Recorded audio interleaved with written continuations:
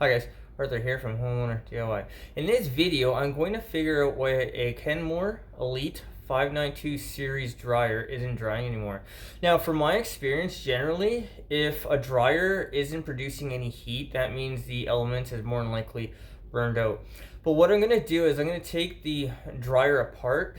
We'll check the element. If it's not the element, we'll start checking the other components. But with that in mind, what we'll do now is a tools list. Alright, so this is our tools list.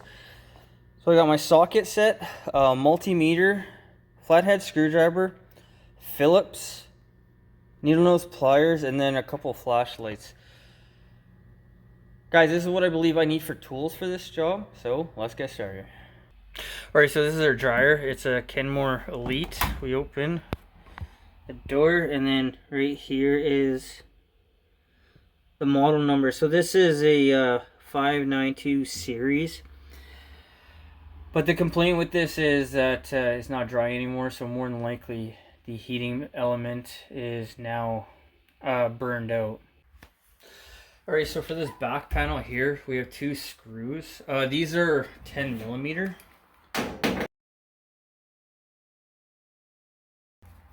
So the screws are the same size.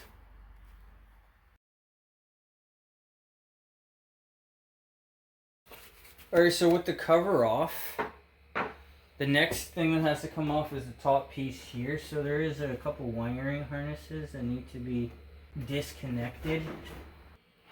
Alright, so for the wiring harness, this one here, you're going to push this back in and then you're going to pull out. And then for this one here, you're going to push this end here to push the right side down, and then you're going to pull out. Alright, so now these little plastic clips, just undo them. So the wires are going to be easy to remove. It's easier to do this now before you take the top cover off. Okay, so for the top cover, we'll pull out and then pull up. So there are these tabs here, there's 4 of them, and they will fit into these holes that go across.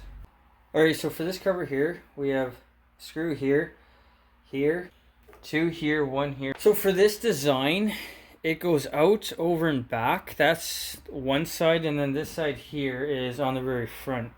So what we need to do is remove these screws.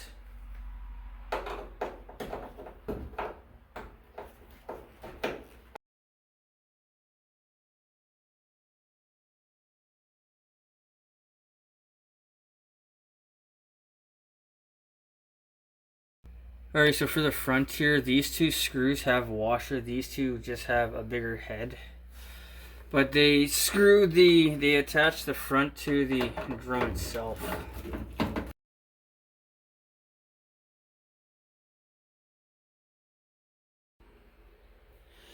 Alright, so the 2 tabs you need to pull up and over. Alright, so you have to pull this out. So this plug goes inside. Just pull it out. There's nothing actually holding on this plug, but that needs to be removed. And now the bottom can be pulled away. Now it needs to be pulled up and then out. Alright, so the cover just fits on these grooves. So you just put it down and then push it in. So the heating element is here, so we do have a plug here. So for this plug, all you need to do is just push the tab down, push it down like that, and then separate the plug. But our heating element is in behind. It's in behind here, so we have 2 wires. You see the 2 wires there? The top one is blue, the bottom one is red.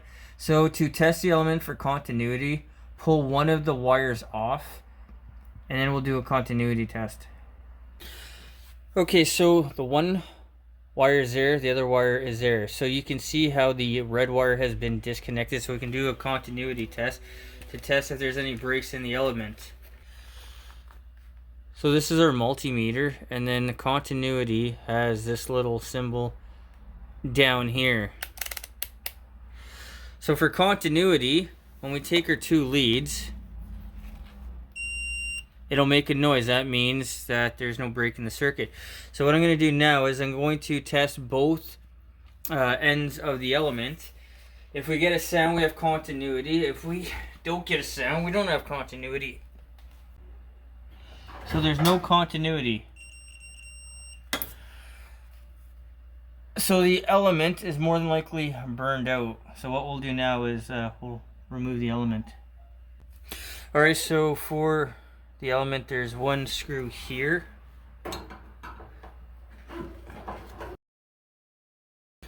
Alright, so these two screws need to be removed.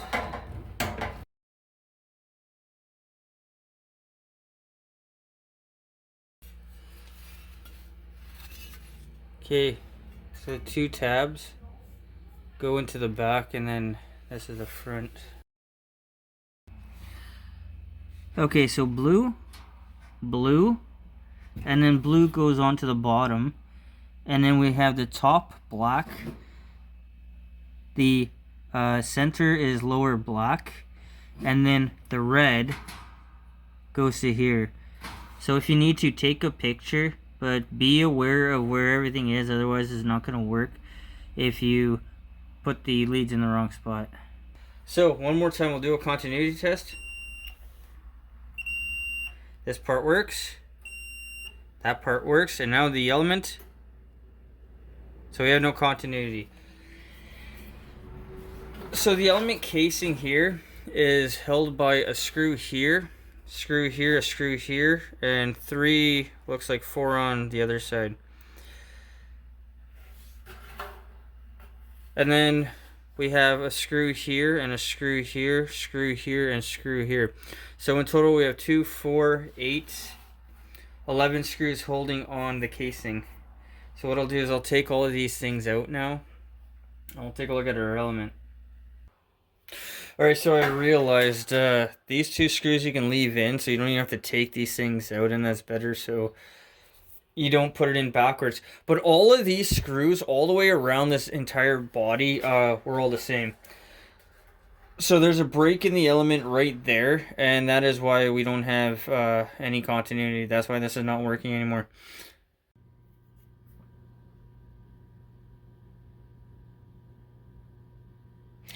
Alright, so our element is here. This is a thermal fuse, and then this is the thermostat.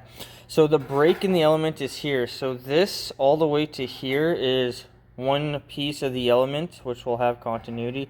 This to the bottom half here is the other piece. So we're on our continuity setting.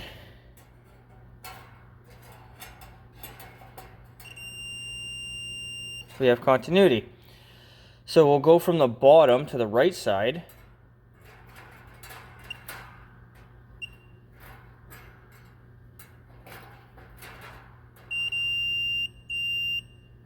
So we have continuity.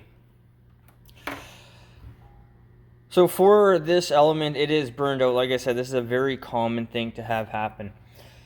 So with that in mind, we have our replacement parts. So now what we'll do is the material list. Alright, so this is our materials. So the element, the fuse, and the thermostat all come together. Now, even though that the fuse and thermostat on the original part still works, guys, just replace everything, because you never know what the condition of the other parts are in. So with that in mind, what I'll do is I'm going to change out all the parts and put them into the housing.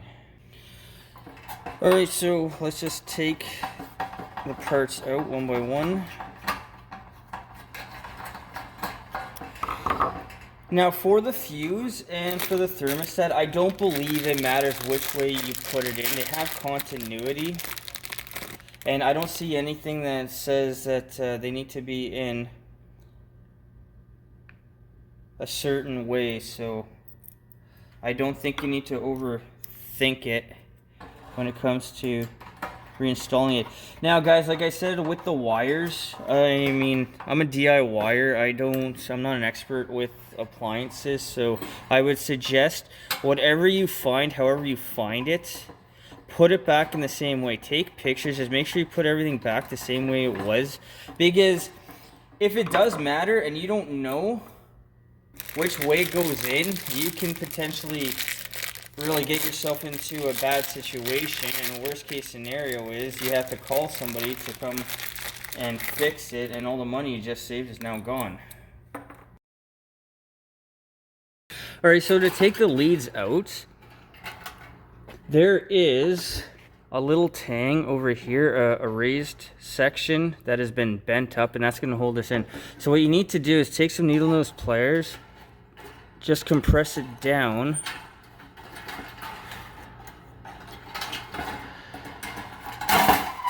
and then you can pull it out. Alright, so we'll take our elements out.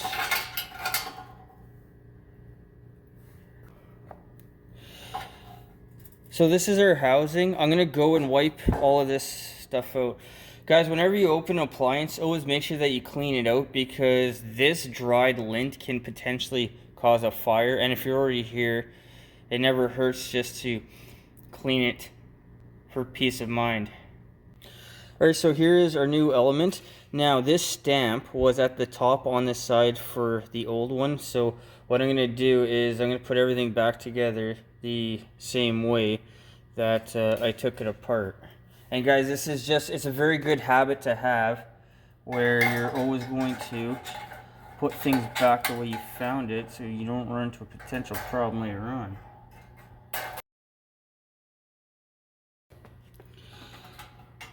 So we'll put the leads through.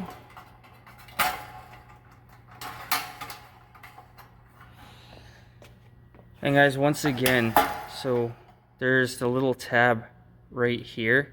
So just bend one of them up, and that's the idea, is to keep it in place.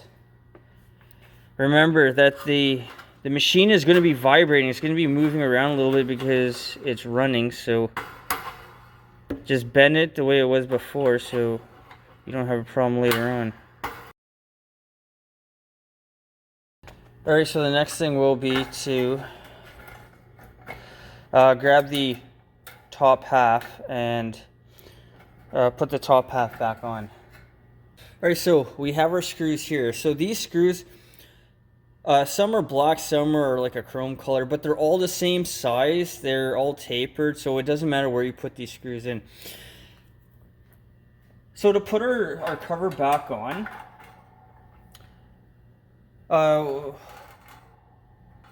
there were 2 screws on the one side, I think 3 on the other, that were holding the element in place. But for our cover here, this is the first thing that needs to go on, because that is what was holding it together. And then take needle nose pliers, and just this one here, because this one was bent over before, just make sure that you bend that back over. And now, to put this thing back together, what I would suggest is put like one screw here, and then put another one here, and that's going to hold the shape, and it's also going to keep the element in place.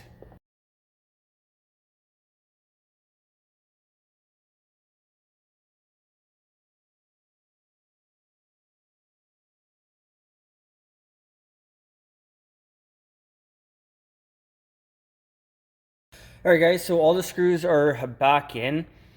Be careful about the edges here because they are sharp. I actually did cut myself right there. Sometimes gloves can get in the way. I would say in general wear gloves.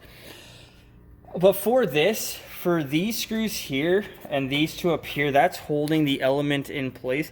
If you have to, use your needle nose pliers, grab the end, and then move this back and forth, so that you have these screws that is going to hold the whole assembly back together. Because remember, when the dryer is running, you're going to have a vibration, things will be moving around, so you want to keep everything tight together all in one piece. So with that in mind, what we can now do is put the part back in and reassemble the dryer. Alright, so we're going to grab our piece here. So we got to put the wires back together. So I actually had to refer to my video to figure out how it is. So the small wire here will go to the top element here will go to the top here. The long blue end will go to the bottom. The black and black will go to here. And then the red will go to here. So the element is wired into the thermostat. And then the black and the thermal fuse is wired into the other end. So you have, this is all in series, where if one thing burns out, the fuse or the thermostat or the element, this isn't going to work. But we'll take our two blue wires. We'll put it to the top there. We'll put it to the top there.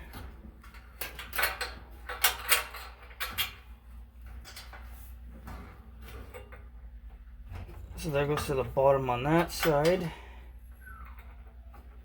That goes to the top, that goes to the bottom, and then we'll put the red back in. One other thing that you can do is look at the way the wires are, the shape of them, because the wires have been in the same position for so long. That's also going to give you a clue on which way they go if for some reason you're unsure. Now with everything hooked back up, what I'm going to do is I'm going to slide this in. I have to put the little stand in after, and then this will go on top of the stand. Alright, so we will slide the housing back in. With the housing back in, what I'm going to do is grab the frame. Guys, once again, I put the screws back into where they were so there's no guesswork. Okay, so the back tabs will go into the side, the two tabs, and then this will sit in the very front. And also the screw marking, you can see a circular pattern. So that will also help you to figure out where this screw was supposed to go. Okay, so the back end has to go into there. And that's also going to set the height for the housing here. Alright, so we'll put the front tab back into there. So this two screws on the front will go back in. All the screws for this bracket are the same, so you don't have to worry about putting it in the wrong spot.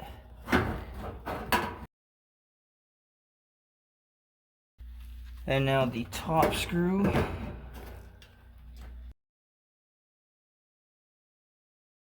Once the wires have been confirmed to be connected, this wiring harness will be put back in,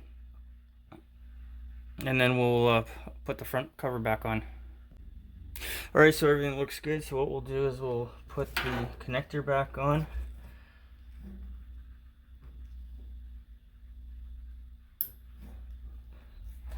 And now we'll put the front cover back on. Okay, so the tabs will just fit over. It's just the weight of the door will hold on to the tabs, just like that. The next thing we'll do is put on the switch. Give it a tug, it's good. And now here and here needs to be lifted back over, just like that. And now put the screws here on the inside, and then the screws here that need to be put back in. So the washer screws go on the bottom, and then the other bigger heads. So those are the bigger heads, those are the washer heads. The other will go to there and there. And what I'm going to do is now I'm just going to follow the marks on the actual metal of where the screws were before. So guys, you can always just take a marker and then mark where they were before.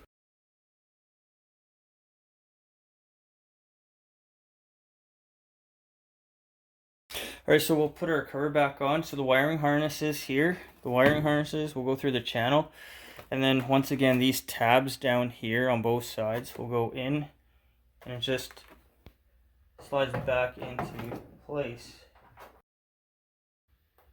Alright, so our wiring harnesses, they'll only go in one way, so you can't put this in backwards. So just push in. You will hear a click. And then make sure that you put it back into the little plastic bracket thing here, and then just give it a twist. And then the same thing on the other side. Alright, so we'll put the cover on. So the cover has these holes, and that's what's going to go onto these plastic tabs. So the front end goes in first. And now we'll put these two screws. So these are the screws. So once again, the outside here is 10 millimeter. Because I already loosened the screws off, I can use the Phillips end this time. Okay, I can feel the heat, so everything is working once again. Make sure that you test everything before you leave to verify everything's working properly, didn't make any mistakes or anything like that. Well, this dryer is now back up and running, so what we'll do now is an overview of this job. Alright guys, so that concludes this job. So in this particular case, this Kenmore Elite 592 series, this was a relatively easy machine to take apart. I've had some really tough ones. One thing I have learned over the years is that the outer casing, if you will, that's the actual frame. There's no frame on the inside. So for this one, it's the back three sides is one big piece, and then the front is a separate piece. So that is, in general, that is the way these appliances have been designed. The time on this job, the time was about 2.5 hours. So that's to take the machine apart, switch out the element, the couple parts, and then put the whole thing back together. One thing to keep in mind is, if you have a lot of dried detergent, that is going to make things sticky, and it can make things more difficult. One other thing is, when you take a dryer apart, take the opportunity to vacuum the thing out, because you're going to get a layer of lint on the inside, almost like snow. And besides having less airflow inside the machine, this can also be a fire hazard. So take the opportunity, if you're already there, just to clean up the machine.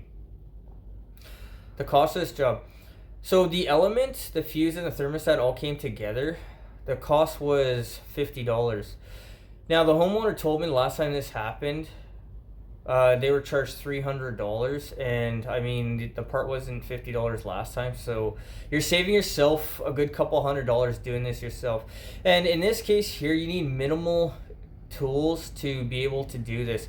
And guys, one last thing, when it comes to working on appliances, make sure that you wear gloves, because this is all sheet metal and I cut myself in the one place. Sometimes gloves can make it more difficult to be able to work, but you're going to save yourself from nicks and scratches when working on appliances if you wear gloves. Guys, I hope you enjoyed the video. I hope you learned something. I hope something here is going to help you on your project when you need to go ahead and do that. Guys, till next time, please hit the like button, subscribe, and I'll see you on the next project.